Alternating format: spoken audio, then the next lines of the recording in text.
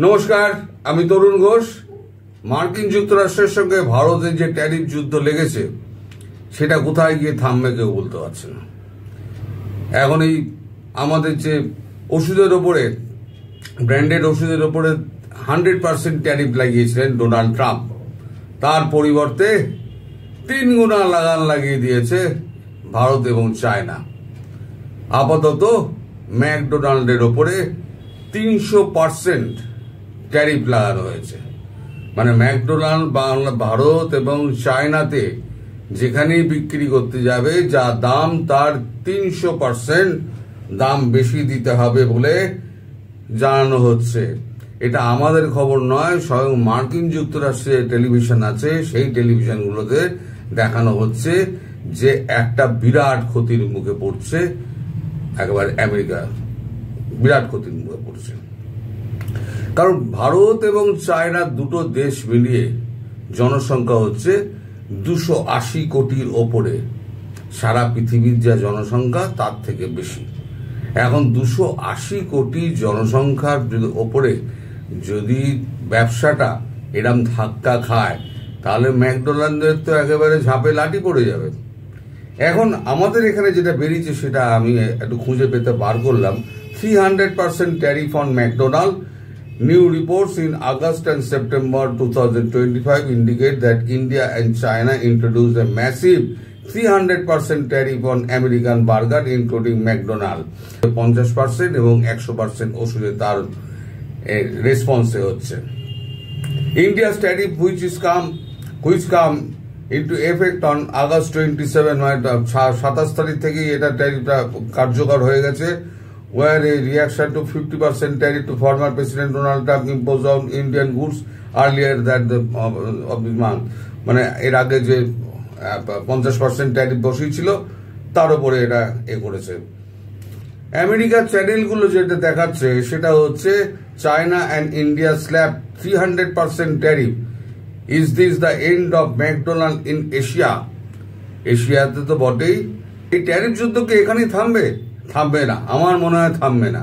কারণ এরপরে ট্রাম্প যেটা করবেন, উনি একরকম মানুষ, উনি করবে কি আমাদের জেনেরিক ওষুধের উপরে উনি ট্যারিফ চাপাবেন। আর নইলে এই ব্র্যান্ডেড ওষুধের উপরে 100% থেকে 200%, 300%, 500% অব্দি যেতে পারেন। কিন্তু ভারতের হাতে এখনো কি তাস রয়েছে? ফাস্টফুড সেন্টারটাই তো এখন আমেরিকাকে চালায়। এইগুলো যে সমস্ত ফাস্টফুড কোম্পানিগুলো ভারত এবং চায়না এবং বিশ্বে আপনার ব্যবসা করে বেড়ায়, তাদের মধ্যে যেগুলো আছে মেনলি তারা হচ্ছে McDonald, Burger King, KFC, Pizza Hut, Domino, Subway, Starbucks and Taco Bell. এছাড়া আরো আছে। আপাতত এইগুলো লিস্টের মধ্যে রয়েছে। এখন ম্যাকডোনাল্ডকে দিয়ে শুরু হলো, যেহেতু শুধু ম্যাকডোনাল্ডই ভারতবর্ষে ব্যবসা করে $200 বিলিয়ন, বছরে ব্যবসা করে $200 বিলিয়ন। এর সঙ্গে চায়না ধরুন আরো $200 বিলিয়ন হবে। চায়নার লোকে আবার একটু বেশি খায়, আমি 200ই ধরলাম। তাহলে হলো কি 400 বিলিয়ন ডলার কিন্তু একটা কোম্পানি থেকে উড়ে গেলে তার কি অবস্থা? 400 বিলিয়ন ডলারের ব্যবসা ক্ষতি হবে। এরপরে বাকি রয়ে গেছে যে কোম্পানিগুলো বললাম, পিজা হাট ফাট যেগুলো রয়ে গেছে, স্টারবাকস রয়ে গেছে, সেইগুলো যদি একে একে বন্ধ করে দেয়, তাহলে দেশে ট্রাম্পের কি অবস্থা হবে? একে আপনার যেগুলো আছে, আপনার কৃষি ক্ষেত্রের যে সমস্ত লবি রয়েছে তারা এসে ট্রাম্পকে চেপে ধরেছে। আমরা আর্মস লবি চেপে ধরেছে, কারণ আমরা এখন সব বন্ধ করে দিয়েছো, আমরা অস্ত্র বিক্রি করব কোথায়? সব জায়গায় ট্রাম্প দরজাগুলো বন্ধ করে দিচ্ছেন। ফলে ট্রাম্পের দেশে এখন ফুড অ্যান্ড বেভারেজ লবি এবং আর্মস লবি এবং আপনার এগ্রিকালচার লবি সব কিন্তু একেবারে ঘিরে ধরছে ট্রাম্পকে। ট্রাম্পের অবস্থা কিন্তু খুব খারাপ। ট্রাম্প কতদিন এই অবস্থা সহ্য করতে পারবেন, এই চাপ সহ্য করতে পারবেন, তা নিয়ে কিন্তু যথেষ্ট সন্দেহ রয়েছে। কিন্তু ভারতবর্ষ বলেছেন लगान तुम 100% लगाया तो ठीक है, हम 300% लगान लगा दिया, अब जो करना है करो। কারণ রেট তো হবে না। আমাদের তো বাণিজ্য মন্ত্রী পীযূষ গোয়েল ওখানে ট্রেডের ওপরে, ট্যারিফের ওপরে, ট্যারিফ সিস্টেমের ওপরে রিজেক্ট ছাপ মেরে দিয়ে চলে এসছেন। মানে ও নিয়ে আর আলোচনার কোনো প্রশ্ন নেই।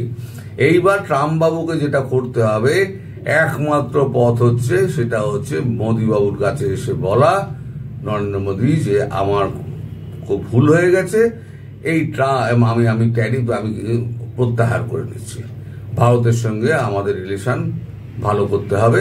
এই সমস্ত গাঁজাগুলি দিয়ে তিনি শান্ত করে যদি টিকতে পারেন তাহলে টিকতে পারবেন। আদারওয়াইজ এই যে মিড টার্ম ইলেকশন যেটা আছে, এই মিড টার্ম ইলেকশনে কিন্তু একেবারে মানে নদী গলা অব্দি জল তো এখন রয়েছে, এবার নাকও ডুবে যাবে। মিড টার্ম ইলেকশন জিততে পারবেন না।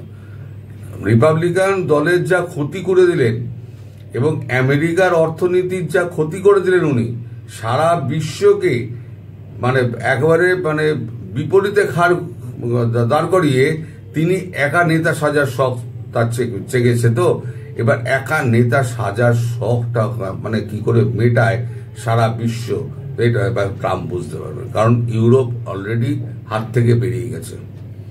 ইউরোপ পরিষ্কার বলে দিয়েছে যে আমরা এর মধ্যে নেই, আমরা সামনের মাসে এসে, অক্টোবরে এসে আমরা ট্রেড ডিল করে নেব।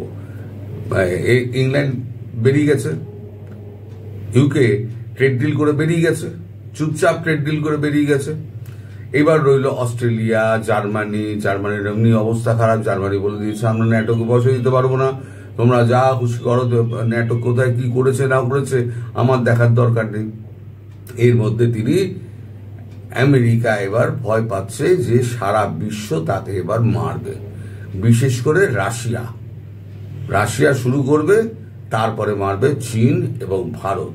তার জন্য তিনি সমস্ত কমান্ডারদের ডেকে পাঠিয়েছেন। সারা বিশ্বে যত কমান্ডার রয়েছে, 1 স্টারের ওপরে যত কমান্ডার রয়েছে, 1 স্টার এবং তার উপরে যত কমান্ডার রয়েছে, সব কমান্ডারদের, নেভাল ফ্লিট, এয়ার ফ্লিট, যত কমান্ডারের সবাইকে ডেকে পাঠিয়েছেন।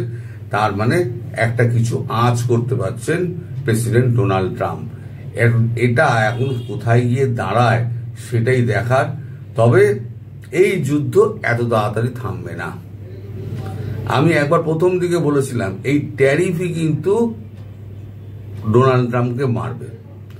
অনেক আগে বলেছিলাম, যখন ট্যারিফের ঘোষণা উনি করেছিলেন যে আমি ট্যারিফ বসাবো, রেসিপ্রোকাল ট্যারিফ বসাবো, ট্যারিফ না করলে পরে আমার দেশের ইনকাম হবে না, আমি দেশের মানুষকে আমি করমুক্ত জীবন দিতে চাই। তখন বলেছিলাম যে এই আমেরিকা নিজে কিছু উৎপাদন করে না, সব আমদানির ওপর নির্ভর করে, সেখানে যদি ট্যারিফ বসান উনি, তাহলে পরে ওনাকে বিপদে পড়তে হবে। সেটা বলেছিলাম 8 মাস আগে। আজকে সেটা হাড়ে হাড়ে ট্রাম্প বুঝতে পারছেন যে আলটিমেটলি তিনি কতটা জলে কতটা ডাঙায়। এখন দেখা যাক এই ট্যারিফ যুদ্ধ আর কতটা এগোয়। তবে ইন্টারেস্টিং জায়গায় পৌঁছাবে এই ট্যারিফ যুদ্ধটা, ইন্টারেস্টিং জায়গায় পৌঁছাবেন। দেখবেন 500% অব্দি যাবেন। তারপর হচ্ছে ট্রাম্প নত হবেন, ট্রাম্পকে হতেই হবে। ভারতবর্ষ কোনোভাবেই ট্রেড করবে না, আমেরিকার সঙ্গে ট্রেড বন্ধ। এখন 300% নিয়ে বসে থাকো, এখন ভোগো। এটা আরো তো বাড়বে, কোম্পানিগুলো একে একে বাড়বে, তুমিও যেরকম বাড়বে, এরা ভারতও সেরকম বাড়াবে। সবাই ভালো থাকবেন, সুস্থ থাকবেন এবং সাবধানে থাকবেন। নমস্কার।